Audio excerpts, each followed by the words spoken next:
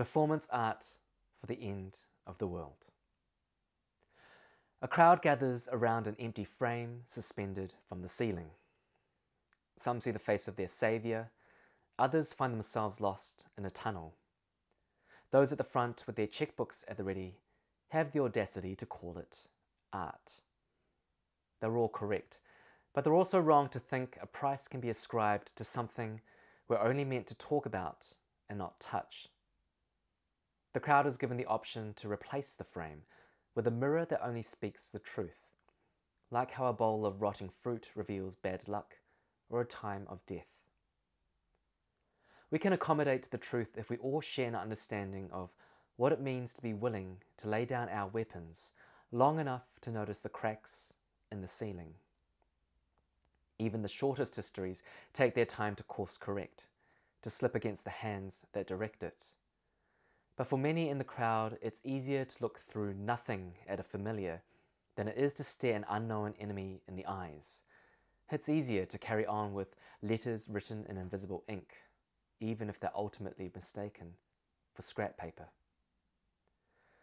These are the thoughts that keep me up at night, the policies and quotas they hold up as progress, which I generously call white noise.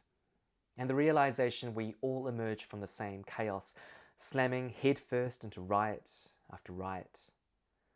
If we treated diversity panels like performance reviews, maybe we'd actually get shit done, instead of slamming fingers in doors, then blaming all fingers for provoking doors.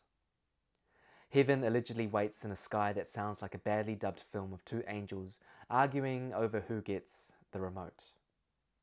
There's a correlation between a constant noise designed to soothe and a puzzle we can't put back together. The crowd asks whether we should all have a say in what deserves to be safe in the frame. I've had too many of these conversations under fluorescent lights in offices and lecture theatres, on stages before a paying audience, always running the circuit of acceptable answers in the wild clutches of self-preservation. It's like being trapped at a party that's too noisy and getting tired of explaining why your hands are always bloodied. The crowd knows what I'm talking about. Give us a frame and we'll show you what a lifetime of famine looks like. Even when we go to sleep with emptiness, we wake with our bodies filled with visions of every possible happening coming true.